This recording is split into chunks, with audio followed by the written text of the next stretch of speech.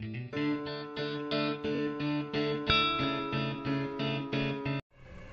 Morning class.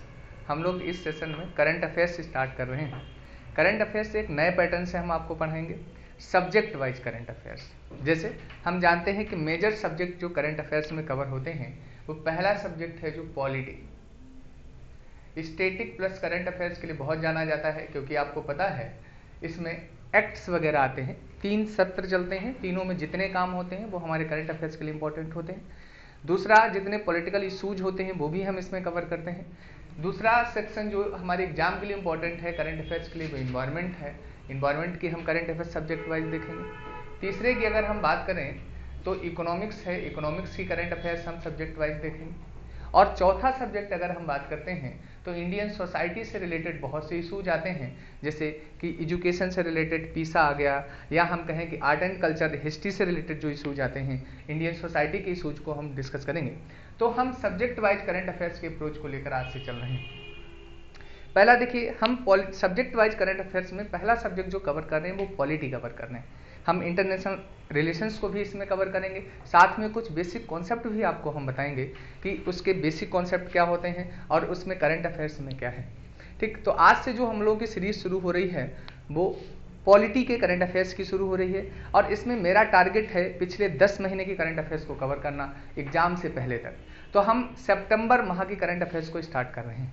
ठीक है, तो आज जो इस वीडियो में कंप्लीट सितंबर में पॉलिटी के जितने करंट अफेयर्स हैं वो हम सब कवर कर देंगे, और अगली जो वीडियो हमारी आएगी वो अक्टूबर में जितने भी पॉलिटी के करंट अफेयर्स हैं, फिर नवंबर में जितने पॉलिटी के करंट अफेयर्स हैं, फिर दिसंबर, फिर जनवरी, फिर फरवरी, और जैसे मार्च कंप्लीट होगा आपको मार्च की कंप्लीट पॉलिटी के करंट अफेयर्स मिलेंगे।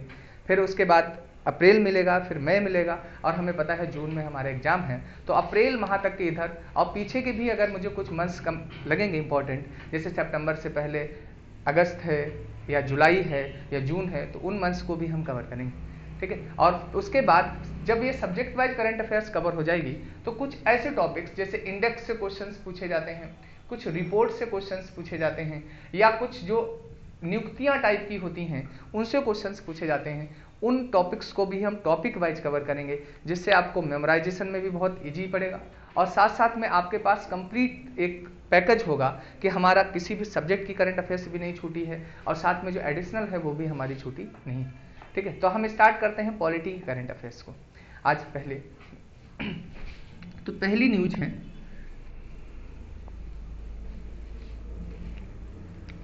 इसमें सिटीजनशिप को लेकर, सिटीजनशिप।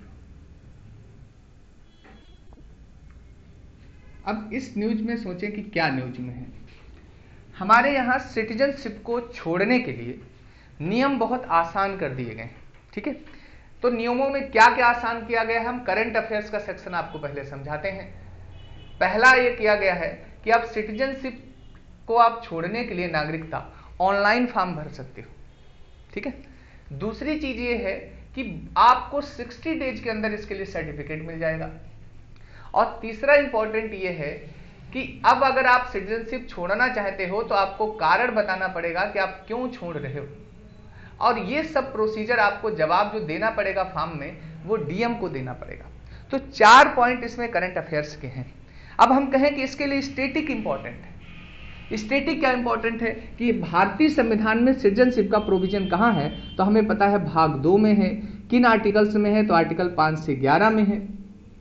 छोड़ने के लिए कहां पर बात की गई है, तो अगर हम छोड़ने के लिए बात करते हैं तो हमारे एक्ट जो है 1955 का, उसमें 3 तरीके छोड़ने के दिए गए।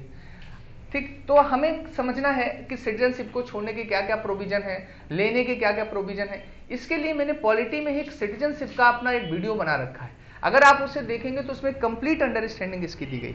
तो करंट अफेयर्स में हमारे लिए इतना इंपॉर्टेंट है कि सिटीजनशिप छोड़ने के लिए केंद्र सरकार ने केवल ये 4 प्रावधान किए हैं कि ऑनलाइन फॉर्म भर के कोई वो कर सकता है, 60 दिन का सर्टिफिकेट, और क्यों छोड़ रहा है ये अब फॉर्म में बताना पड़ेगा, और साथ में क्या है कि डीएम को ये जवाब देना, मतलब डीएम के पास ये सब कुछ होगा। तो इसका मतलब ये हमारे करंट अफेयर्स में सिटीजन, और अगर आप इसको समझना चाहते हैं नागरिकता क्या है, एनआरआई पीआईओ, इनमें डिफरेंस क्या है, तो हमारे उस वीडियो को आप देख सकते हैं। ठीक, जो सिटीजनशिप के लिए पार्ट 2 का वीडियो पॉलिटी के सेक्शन में आपको मिल जाएगा। ये पहली न्यूज इंपॉर्टेंट है। दूसरी न्यूज इंपॉर्टेंट है अगर हम पॉलिटी की कहें तो कॉलेजियम को लेकर, ठीक है।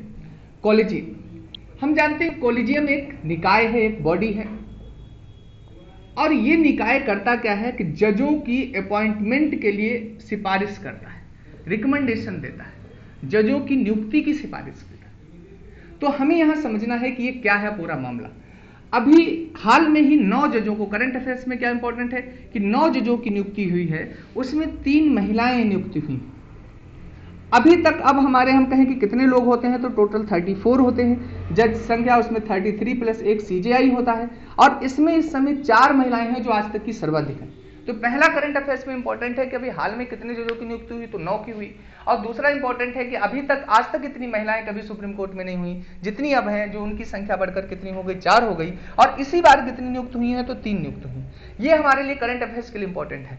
अब इसे हमने अभी पढ़ाया नहीं है, इसलिए हम इसके स्टैटिक पार्ट को आपको कवर कराते हैं कि जजों की नियुक्ति के बारे में क्या प्रोविजंस हमारे यहाँ दिए गए हैं। तो देखिए हम समझें कि सुप्रीम कोर्ट में जज और हाई कोर्ट में जज, इन दोनों का यहां पर अगर हम बात करते हैं तो एक सीजेआई होता है, सीजेआई, और आपको पता है बाकी सब जज होते हैं जिन्हें हम कहें। ऐसे ही हाई कोर्ट के लेवल पर भी एक चीफ जस्टिस होगा और बाकी जज होंगे।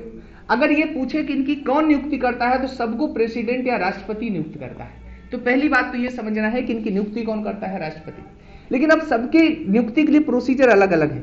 सीजेआई के लिए यह बात बोली गई है कि इसकी नियुक्ति राष्ट्रपति करेगा, और कहा गया कि ये जो जितने भी जज हैं इनकी नियुक्ति जब भी राष्ट्रपति करेगा तो इस सीजेआई की सिफारिश पर करेगा, मतलब इसकी सहमति से करेगा, पर सलाह से करेगा।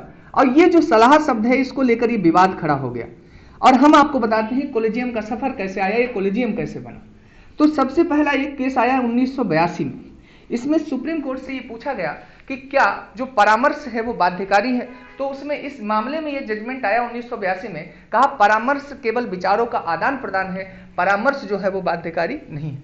तो पहला मामला आपको समझ आया, 1982 में क्या कह रहे हैं कि सलाह जो है वो बाध्यकारी नहीं है, केवल विचारों का क्या है, आदान प्रदान है। दूसरा मामला अगर हम कहें कि 1993 में आया केस का, तो इसमें कहा गया कि सलाह जो है वो बाध्यकारी है, लेकिन केवल सीजेआई की सलाह नहीं होनी चाहिए, इसके साथ 2 सीनियर जजों की भी सलाह होनी चाहिए। मींस यहीं से कॉलेजियम का नींव पड़ गई।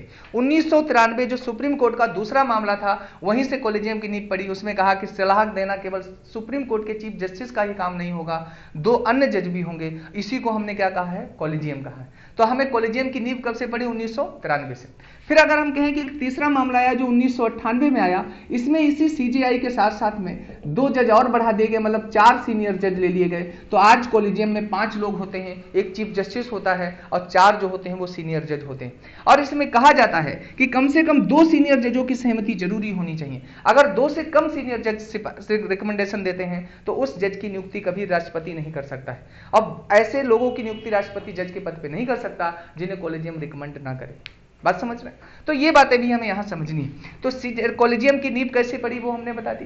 फिर देखिए क्या हुआ कि केंद्र सरकार ने इसके लिए एक अमेंडमेंट किया और कॉलेजियम को समाप्त किया। इसे भी जानना आपके लिए जरूरी है।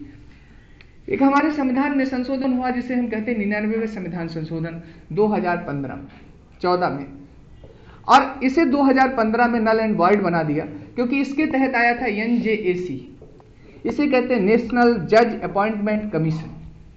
और इसमें यह कहा गया कि कुछ लोग एक कमीशन बनेगा, ये जिन जजों के लिए रिकमेंड करेगा उन्हीं जजों की नियुक्ति क्या की जाएगी, मतलब राष्ट्रपति करेगा। लेकिन इसे कहा गया है कि ये न्यायपालिका की क्षेत्राधिकार में दखलंदाजी है, और इसकी वजह से 2015 में सुप्रीम कोर्ट ने न्यायिक समीक्षा के तहत निरस्त घोषित कर दिया। तो हमें इस समय भी कौन सी व्यवस्था बरकरार है, कॉलेजियम व्यवस्था, पहली बात। दूसरी एक चीज, कुछ एडिशनल बातें बता दें। हमारे यहां 1993 के केस में केवल कॉलेजियम की ही नींव नहीं पड़ी थी, एक बात यह भी स्पष्ट कर दी गई कि सीजेआई हमेशा वही बनेगा जो सबसे वरिष्ठ होगा। सीजेआई कौन बनेगा, जो सबसे वरिष्ठ होगा। एक्चुअली क्या हुआ था, 1950 से 1973 तक तो सबसे वरिष्ठ जज को ही सीजेआई बनाया जाता था। लेकिन 1973 में इंदिरा गांधी ने, एक व्यक्ति थे जिन्हें 3 जजों से वो नीचे थे, उन्हें उठा के सीजेआई बना दिया। तो यहां समझने वाली बात है कि ये पहली बार कब ब्रेक हुआ, 1973 में। फिर मोरारजी देसाई की सरकार 1977 में इसी प्रथा को ब्रेक किया गया, जूनियर जज को सीजेआई बना दिया गया। तो सुप्रीम कोर्ट ने अपने जजमेंट में ही कह दिया 1993 में कि सीजेआई वही बनेगा जो सुप्रीम कोर्ट में सबसे वरिष्ठ हो। तो अब हम कंक्लूड कर दें क्या है, कॉलेजियम क्या है, एक सुप्रीम कोर्ट का मुख्य न्यायाधीश या हम कहें भारत का जो चीफ जस्टिस होता है और 4 सीनियर मोस्ट जज जो होते हैं सुप्रीम कोर्ट के, उनको मिलकर एक बनी हुई संस्था है। और इसका काम केवल इतना है कि जजों को रिकमेंडेशन करती है कि कौन से जजों को राष्ट्रपति अपॉइंट करेगा। ठीक, 2 बातें। तीसरी अगर हम बात करें अब संक्षेप में कि सीजेआई की क्या, सीजेआई के बारे में संविधान में यह प्रावधान है कि राष्ट्रपति उसकी नियुक्ति करेगा सुप्रीम कोर्ट के और हाई कोर्ट के जजों से सलाह लेकर। फिर अन्य जजों की कौन करेगा, तो अन्य जजों की सीजेआई से या कॉलेजियम से रिकमेंडेशन के बाद होगी। कॉलेजियम का निर्णय हमेशा बहुमत का होना चाहिए। ये प्रोविजन मैंने कुछ केस बताए हैं। कॉलेजियम व्यवस्था कब आई, 1982 में। तो ये कह दिया गया कि परामर्श केवल विचारों का आदान प्रदान है, मीन्स कार्यपालिका को या राष्ट्रपति को ज्यादा पावर दे दी गई, राष्ट्रपति सलाह मानने के लिए बाध्य नहीं था। लेकिन 1993 में यह कहा गया कि सलाह मानने के लिए बाध्य होगा और केवल सुप्रीम कोर्ट के जज की ही सिफारिश नहीं होगी, चीफ जस्टिस की, उसके साथ 2 अन्य जजों की भी सिफारिश होगी। और 1998 में इसी को बढ़ाकर कितना कर दिया गया, एक supreme chief justice of India और उसके साथ में 4 जज कर दिए गए। तो हमने आपको समझाया है कि कॉलेजियम सिस्टम क्या है और कॉलेजियम क्यों न्यूज में है, ये बात आपको हमने बताई। मैंने इसकी स्टैटिक पोर्शन को इसलिए डिटेल में बताया क्योंकि मैंने अभी तक इसे पढ़ाया नहीं, तो इसे आप यहां से समझ सकते हैं। तो ये 2। तीसरा देखिए, हाई कोर्ट जो है दिल्ली का, उसने सेंट्रल गवर्नमेंट से 3rd न्यूज हम जो समझाने जा रहे हैं, ये पूछा कि काफी दिन हो गया है जब से डिप्टी स्पीकर आप जानते हैं, उपाध्यक्ष जो लोकसभा के, उनका पद खाली है, क्या यह संविधान का उल्लंघन नहीं है? ये सेंट्रल गवर्नमेंट से न्यूज पूछी गई। तो अब ये समझना हमारे लिए क्या इंपॉर्टेंट हो गया, डिप्टी स्पीकर का पद। हालांकि मैंने इसे भी डिटेल में पढ़ाया, फिर भी हम संक्षेप में कुछ बातें बता दें किस आर्टिकल में इनका प्रोविजन है। तो आर्टिकल 93 में है हमारे यहाँ लोकसभा का उपाध्यक्ष, अभी तक इसका पद खाली है। फिर हम बता दें इसका चुनाव के बारे में, इसकी तिथि कौन निर्धारित करता है, तो हम लोकसभा अध्यक्ष निर्धारित करता है कि कब चुनाव होगा हमारे यहाँ डिप्टी स्पीकर, जबकि लोकसभा अध्यक्ष की तिथि कौन निर्धारित करता है, राष्ट्रपति निर्धारित करता है। फिर पूछा जाता है चुनाव कैसा होता है, तो चुनाव पहली बात तो उनके सदस्यों में से ही होता है, लोकसभा के सदस्यों में से, अप्रत्यक्ष होता है, एकल संक्रमणी पद्धति से होता है। और एक बात याद रखेंगे, जब स्पीकर अपनी अध्यक्षता करता है तब ये जनरल मेंबर ही कंसीडर किया जाता है, लेकिन अगर ये अध्यक्षता करे तो ये निर्णायक वोट या कास्टिंग वोट डालता है। मतलब हम क्या कहें कि ये गतिरोध को दूर करने के लिए वोटिंग करता है। बात समझिए। अगर हम दूसरी बात करें, ये किसी भी कमेटी में अगर भाग लेता है, अगर ये सदस्य बन रहा होगा तो वहां पर ये अध्यक्ष का ही रूप करेगा, सदस्य के रूप में शामिल हो रहा हो तो अध्यक्षता ही करेगा। इतनी बातें हमें किसके बारे में जाननी है, डिप्टी स्पीकर के बारे में। तो हमने आपको अभी तक 3 इंपॉर्टेंट न्यूज बताई। एक सिटीजनशिप के बारे में क्या आया है हमारे यहाँ, डिप्टी स्पीकर को लेकर के आया है, कॉलेजियम सिस्टम को लेकर के आया है। अब हम जो चौथी न्यूज बता रहे हैं वो बहुत इंपॉर्टेंट है, नॉर्थ ईस्ट को लेकर, Karbi Anglong agreement, Karbi Anglong agreement.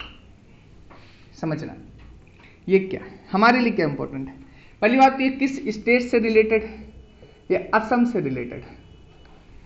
News में क्यों है ये समझ लीजिए। यहां के 5 मिलिटेंट ग्रुप ने अभी केंद्र सरकार के साथ ये एग्रीमेंट किया है कि हम मिलिटेंट एक्टिविटीज को छोड़कर और हम पीस को अपनाना चाहते हैं। तो कहानी के रूप में सुनिए, फिर हम इसका डिटेल स्टैटिक पूछा जा सकता है केवल क्वेश्चन में। कहानी ये है कि वहां पर केंद्र सरकार ने यह कहा है कि जितने भी गंभीर अपराध वगैरह हैं उन्हें केवल केस टू केस हम हैंडल करेंगे और बहुत से मामलों में तुम्हें छूट दे देंगे। तो इसका मतलब क्या है कि वहां पर पीस स्टेबल होने की खासियत है। अब हमें क्या समझना है, ये 6 शेड्यूल में हमारे यहाँ है और इसका प्रशासन कैसे होता है, तो ऑटोनोमस जो डिस्ट्रिक्ट बनती है, स्वायत्त संस्था, उसके आधार पर इसका प्रशासन चलाया जाता है। तो ये हमें समझना है किस शेड्यूल का पार्ट है, ये 6 शेड्यूल का है। यहाँ पर कई जनजातियां रहती हैं जिनके बारे में पूछा जाता है। एक तो यही करवी ही रहती है, एक दिमास रहती है, ये हमसे पूछा जाता है। ठीक, एक हमसे आप अगर हम देखें तो यहां पर गारो रहती है, रेगमा रहती है। तो ये 4 यहां पर जनजातियां रहती हैं। इसके लिए एक वेलफेयर काउंसिल भी बनाई गई है। वेलफेयर काउंसिल का काम क्या है, कहा कि ऐसे करवी लोग जो असम से बाहर रह रहे हैं उनके वेलफेयर के लिए ये लोग काम करेंगे। तो हमारे लिए इंपॉर्टेंट है, एक 6 शेड्यूल का है, ऑटोनोमस डिस्ट्रिक्ट के तहत इनका राज्य होता है, इनके लिए वेलफेयर काउंसिल बनाई गई है, जो कहीं पर भी देश में रह रहे हो, अगर कर्बी जनजाति से बिलोंग करते हैं तो उनके वेलफेयर के लिए काम करेगी। तो एक बहुत बड़ा अचीवमेंट है नॉर्थ ईस्ट को लेकर, क्योंकि वहां पर इंसर्जेंसी की समस्या बनी रहती है, और उस इंसर्जेंसी की समस्या को लेकर केंद्र सरकार ने इनके साथ एक एग्रीमेंट किया है, जिसे कहा जाता है कर्बी एंगलोंग एग्रीमेंट। बात समझ रहे? हमसे जनरली क्वेश्चन यही पूछे जाते हैं कि 6 शेड्यूल में कौन शासन करता है, तो ऑटोनोमस डिस्ट्रिक्ट काउंसिल के बेसिस पर वहां का शासन किया जाता है। तो हमें कर्बी एंगलोंग मुद्दा इतना आइडिया होना चाहिए।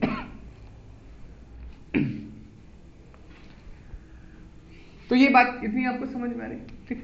तो यहां तक अगर आप देखें, एक हम और बताते हैं नॉर्थ ईस्ट की ही, नॉर्थ ईस्ट ईस्टर्न काउंसिल, इसकी हाल पहले इसमें डिटेल जो पूछा जाता है हम वो बता देते हैं। किस एक्ट के तहत बनी है? 1971। कितने स्टेट हैं इसमें? 8। नॉर्थ ईस्ट में तो देखिए 7 ही स्टेट हैं, इसमें सिक्किम को भी इंक्लूड किया गया है। बस ये क्या काम करती है? ये कहती है इकोनॉमिकल डेवलपमेंट कैसे होगा और सोशल डेवलपमेंट कैसे होगा, कहां का? नॉर्थ ईस्ट का। ये काम इसका देखना रहता है। तो ये न्यूज में कैसे आ गए? क्योंकि इसकी हाल में ही अभी बैठक हुई, ठीक। इसकी हाल में ही क्या हुई? बैठक हुई। और इसमें कौन कौन होता है? हर स्टेट का गवर्नर इसमें होता है, सीएम होता है, और इसमें आपको पता है एक चेयरपर्सन होता है, और 3 जो होते हैं वो राष्ट्रपति द्वारा नियुक्त व्यक्ति होते हैं। ये इसके सब मेंबर होते हैं, और ये मिलकर प्लान बनाते हैं कि वहां का डेवलपमेंट कैसे किया जाए। तो नॉर्थ ईस्ट काउंसिल की हाल में बैठक हुई है, और इसके बारे में हमें इतना स्टेटिक पता होना चाहिए, पेपर्स में पूछा जा चुका है। कब गठन हुआ? 1971 में। कितने स्टेट हैं? 8 हैं। और 7 सिस्टर्स आप जानते हैं कौन कौन से होंगे? अगर आपको नाम नहीं पता तो हम संक्षेप में बता दें। जैसे पहला हमें पता है कि असम है, दूसरा अरुणाचल प्रदेश अगर हम ले लें, तीसरा मेघालय है, चौथा अगर हम कहें मिजोरम है, पांचवा हम कहें त्रिपुरा है, नागालैंड है और मणिपुर है। तो हम देखेंगे 7 ये हैं और 8वां कौन सा है? सिक्किम। तो ये हमारी न्यूज जो है वो नॉर्थ ईस्ट को लेकर एक इंपॉर्टेंट न्यूज है, ठीक।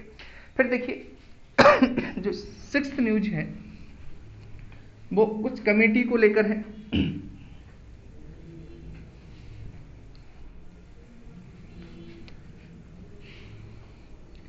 एक कमेटी आई है SG Somani committee, sorry BS Somani committee, BG Somani, नाम अब करेक्ट है, BG सोमानी कमेटी। इसे ध्यान से समझिए, ये किससे रिलेटेड है? ये ड्रग्स और कॉस्मेटिक से रिलेटेड है। केवल बस इतना ही पूछा जाएगा। ये IPS ऑफिसर्स फॉर्मर, इनकी नेतृत्व में क्या गठित की गई है? Drugs and cosmetic committee. ये क्या देखेगी? जैसे जो हमारे ड्रग्स वगैरह हैं, जो इनका इलीगल ट्रांसफर हो रहा है, या हम कहें ऑनलाइन हमने देखा बहुत, उस पर ये जांच करेगी कि उसे कैसे कैसे कंट्रोल, ठीक है। तो इस पर कमेटी एक क्यों ज्यादा चर्चा में है? क्योंकि संसद में गठित की गई है, जिसे हम कहते हैं pre legislative committee. Pre legislative मतलब इस पर कानून बनाना है। कानून बनाने से पूर्व ही क्या किया जा रहा है? इसके लिए एक विधायन तैयार किया जा रहा है।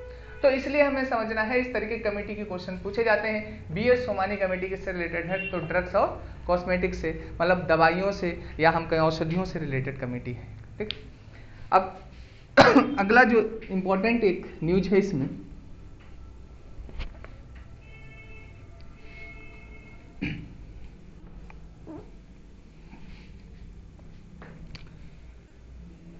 देखिए गैम्बलिंग, इसमें क्या इंपॉर्टेंट है, ध्यान से समझना। हमें पता है किसे हम क्या कहते हैं? जुआ भी कहते हैं, ठीक। 2 चीजें होती हैं, ध्यान से इधर समझिए। एक होती है बेटिंग, इसे हिंदी में हम कहते हैं शर्त, और एक होता है फिक्सिंग। तो बेटिंग हमारे यहां लीगल है, कानूनन सही माना गया। फिक्सिंग हमारे यहां क्या माना गया है? इलीगल है। अंतर क्या होता है आपको बताइए? क्यों लीगल कहा गया? पहले ऐसे समझिए। जैसे मान लीजिए आप कोई गेम खेलते थे, और उसमें आप एक्सपर्ट हैं, तो भविष्य में आप उसे अपना व्यवसाय बना सकते हैं उसके बेसिस पर। दूसरे प्लेयर्स पर आप बेटिंग, जैसे आपने देखा लोग अच्छी नस्ल के घोड़ों के लिए हॉर्स बेटिंग करते हैं, हमारे यहाँ घोड़ों पर क्या है, रेस पर पैसा लगाना क्या लीगल। इसी तरीके से हमारे यहाँ भूमि पर भी कहीं कहीं बेटिंग अलाउ है कई स्टेट्स में। हम क्यों अभी बताएंगे इसका क्रक्स क्या है। फिक्सिंग में क्या है, फिक्सिंग में आपको पता है प्लेयर खेल कोई और रहा होता है और ऐसे ही पैसा लगाते थे। ये न्यूज में क्यों आया, अभी ऑनलाइन गेम ऐसे बने हैं कि जैसे मान सपोज करिए कि 100 लोगों ने कहा कि 10-10 रुपए लगाकर एक गेम शुरू किया, एंट्री पास लिया और उसमें ऑनलाइन प्लेयर खरीद कर और वो उस पर अपने अपने प्लेयरों के साथ खेल रहे हैं और इसमें किसी एक कैंडिडेट जीतेगा और उससे ये सब पैसा मिलेगा। तो ये देखा गया कि कई बार ये पूंजी बहुत ज्यादा हो जाती, करोड़ों में हो जाती, 10 करोड़ 20 करोड़ रुपए हो जाती। तो इसे कंट्रोल किया जा रहा है। कारण क्या है, क्योंकि इससे बहुत लोग एडिक्टेड हुए जा रहे हैं और बहुत कोलैप्स किया जा रहा है। तो इसके लिए ये कहा गया है कि ऐसा किया जाए, एक लोधा कमेटी गठित की गई, हमारे यहाँ फिक्सिंग को इलीगल किया जाए कानूनन और वेटिंग को क्या किया जाए, लीगल किया जाए, क्योंकि ये प्रोग्रेसिव है लेकिन ये प्रोग्रेसिव नहीं है। ठीक है, तो अब कहा गया कि इस पर फिर कानून कौन बनाए, तो केंद्र सरकार ने कहा है कि बेटिंग जो गैम्बलिंग है वो सब्जेक्ट राज्य सरकार का है, इस पर कानून कौन बनाए, राज्य सरकार। तो इसका मतलब हमारे लिए केवल इतना इंपॉर्टेंट है, यही पूछा जाए गैम्बलिंग या बेटिंग क्या लीगल है, तो दोनों लीगल है, फिक्सिंग इलीगल है, फिर कौन इस पर कानून बनाएगा, तो स्टेट गवर्नमेंट बनाएगी। कौन बनाएगा, स्टेट गवर्नमेंट। एक हमारे लिए क्या इंपॉर्टेंट है कि लोधा कमेटी, इससे रिलेटेड रिकमेंडेशन किसने दी है, लोधा समिति ने दी है या लोधा कमेटी ने दी, बात समझ रहे। तो ये न्यूज भी हमारे लिए क्या है, इंपॉर्टेंट है। तो हमने आपको इतनी चीजें अभी यहां तक बता दी। अब आगे देखिए इसमें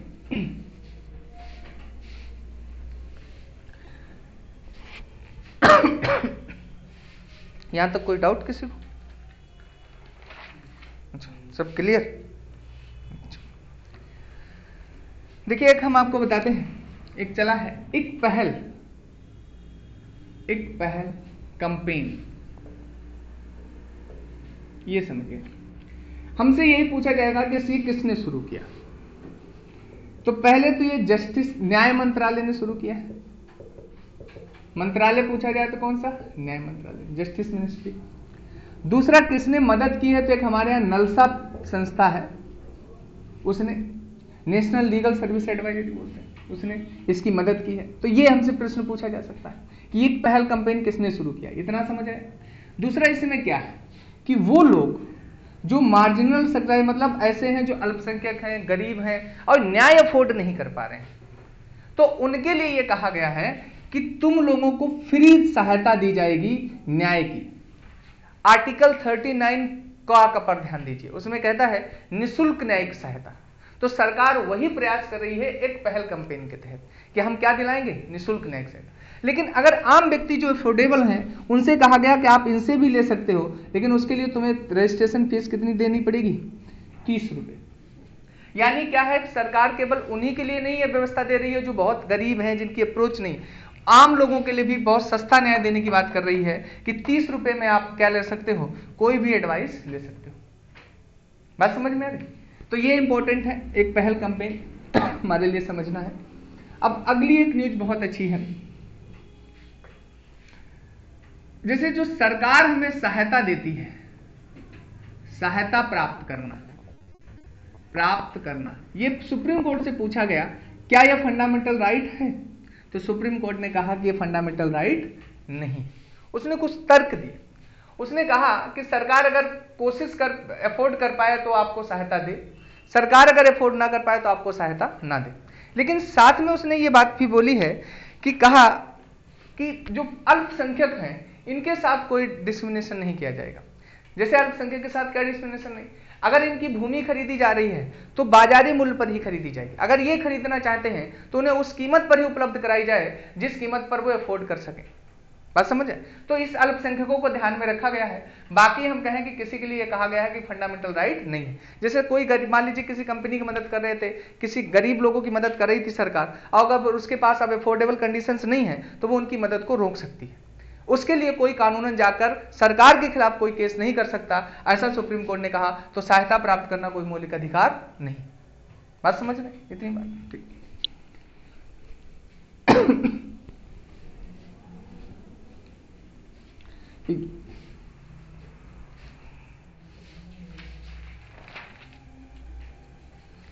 एक देखिए बहुत अच्छी न्यूज इंपॉर्टेंट है चर्चा में, एंटी डिफेक्शन लॉ, इसे हम दल बदल कानून कहते हैं। हम पढ़ाएंगे आपको बहुत डिटेल में। इसमें क्यों इन स्पिरिट एक टर्म आया, इसे कहते हैं अंतर आत्मा। कहानी समझे, ये न्यूज में इन स्पिरिट की वजह से गुजरात का एक एमएलए, उसने ये कहा कांग्रेस पार्टी में शामिल होते हुए, मतलब शामिल तकनीकी से रूप से नहीं हुआ, निर्विरोध निर्वाचित एक प्रत्याशी है एमएलए, उसने ये कहा कि हम अंतरात्मा से कांग्रेस के साथ हैं, इन स्पिरिट हम कांग्रेस के साथ हैं। तो ये दल बदल कानून तुरंत एक्टिव हो गया और ये कहा कि ये इन स्पिरिट क्या कॉन्सेप्ट है, तो इन स्पिरिट के बारे में समझना है। उसने ये कहा कि हम तकनीकी कारणों से अपना दल तो नहीं छोड़ सकते या अपनी सदस्यता को त्याग नहीं सकते, लेकिन हम अभी तो एमएलए जहां से हैं निर्वाचित वहां से बने रहेंगे और हम आत्मा से किसके साथ हैं, कांग्रेस का, और भविष्य में हो सकता है हम कांग्रेस से चुनाव भी लड़ें, ऐसा स्टेटमेंट उसने दिया। तो ये न्यूज में है कि इन स्पिरिट कोई हो सकता है कि अंतरात्मा से कोई किसी पार्टी के साथ हो सकता है और दूसरे दल का सदस्य बना रहे ये, या निर्विरोध बना रहे। तो हमें अब उस चर्चा पे ना जाके हमें अपने पेपर के हिसाब से समझ लेना है कि दल बदल कानून क्या। तो दल बदल कानून के बारे में कुछ हम स्टैटिक पोर्शन बताते हैं जो आपके पेपर में पूछा जाता है। जैसे पहला कि ये किस शेड्यूल में है, तो 10वीं अनुसूची में। किस शेड्यूल में, 10वीं। किस संविधान संशोधन द्वारा आया, तो 92 संविधान संशोधन। कब आया, 1985 में। इसमें 3 तरीके के सदस्यों के बारे में बात की गई। पहला, जो किसी दल का सदस्य है वो कब निर्योग्य घोषित होगा, ध्यान से समझें। अगर वो स्वेच्छा से अपना पद त्याग दे, पहला कंडीशन स्वेच्छा से, या किसी दूसरे दल की सदस्यता ले ले, तो उसकी वो दल बदल के तहत निर्योग्य घोषित हो जाएगा। ये हम किसके लिए बता रहे हैं, जो किसी दल का सदस्य है। दूसरा, अगर कोई निर्विरोध है और वो जाके किसी दल की सदस्यता ले ले, ये जो कैंडिडेट की मैंने कहानी बताई जिसने कहा इन स्पिरिट, वो निर्विरोध ही निर्वाचित है, ठीक है। अब तीसरी कंडीशन ये है कि अगर कोई सदस्य मनोनीत है और वो 6 माह के बाद किसी दल की सदस्यता ले ले तो उसे निर्योग्य घोषित कर दिया जाएगा। लेकिन इसके 2 अपवाद हैं, उन पर भी ध्यान दें। ये निर्योग्यता का पहली बात तो कौन निर्णय लेता है, तो लोकसभा में लोकसभा अध्यक्ष लेता है और राज्यसभा में राज्यसभा का सभापति लेता है। दूसरी बात यहां से समझने वाली ये है कि 2 इससे के एक्सेप्शन है।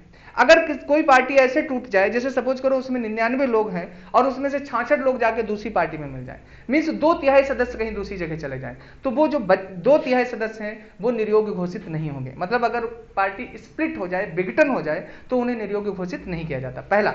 दूसरा अपवाद है, अगर लोकसभा अध्यक्ष ये चाहे तो अपनी सदस्यता को त्याग सकता है जब तक वो अध्यक्ष के पद पर है, और पुनः चाहे तो अपनी सदस्यता ले सकता है, तो उसे भी निर्योग्य घोषित नहीं किया जाएगा। ये हमारा किस में इंपॉर्टेंट है, एंटी डिफेक्शन लॉ या दल बदल कानून के तहत इतनी इंपॉर्टेंट चीजें हैं जो हमारे पेपर के लिए हम जान सकते हैं, ठीक।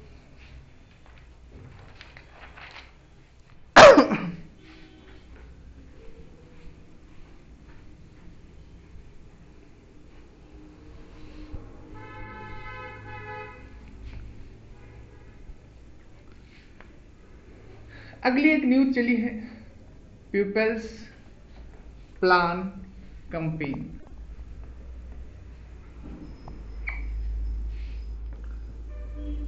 सबका साथ सबका विकास।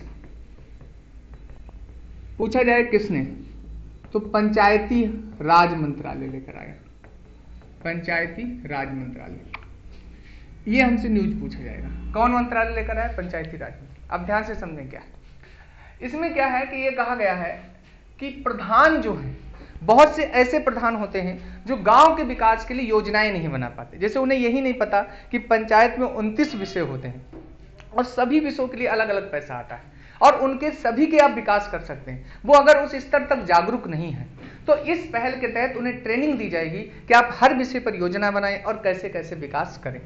इसका प्रावधान हमारे संविधान के अनुच्छेद 243 जी में किया गया। किस आर्टिकल में किया गया, 243 जी में। तो वही केंद्र सरकार पीपल्स प्लान कैंपेन के तहत ला रही।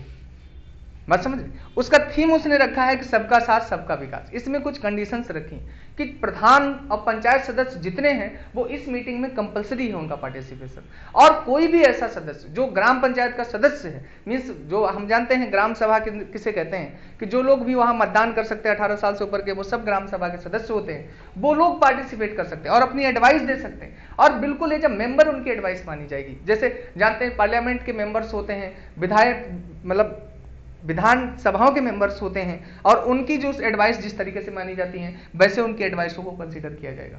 तो एक बहुत बड़ी मुहिम है, अगर ये सफल होती है तो गांव के स्तर पर उससे विकास बहुत ज्यादा हो जाएगा। हमारे लिए 2 ही 3 इंपॉर्टेंट चीजें हैं कि इसका नाम क्या, पीपल्स प्लान कैंपेन, सबका साथ सबका विकास, पंचायती राज मंत्रालय लेकर आ रहा, किस आर्टिकल के तहत है, तो 243। किनके लिए है? ऐसे प्रधान जो जागरूक नहीं है या अपनी चीजों को ठीक से इंप्लीमेंट कर नहीं पा रहे हैं, उनके लिए। कितने विषय इसमें होते हैं? 29 विषय होते हैं, 29 विषयों के लिए अलग अलग पैसा आता है, तो इसके लिए उन्हें सब चीजों के बारे में अवगत कराया जाएगा। ठीक है, तो ये बात यहां से समझने वाली है, इंपॉर्टेंट न्यूज।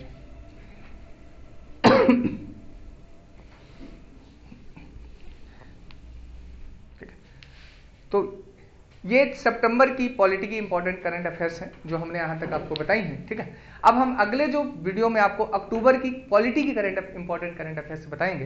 तो यहां तक आपको समझाया मैंने। अगर आपको कुछ और लगे, आपको कुछ और जानना है या एडिशनल कुछ जानना है या और ज्यादा फैक्चुअल आपको जानना चाहते हैं या और कॉन्सेप्चुअल डिटेल में जानना चाहते हैं, तो आप नीचे मुझे एडवाइस कर सकते हैं। मैं आपकी सभी उम्मीदों पर खरा उतरने के निरंतर प्रयास करूंगा। ठीक है, तो आज इसमें इतना ही रखते हैं।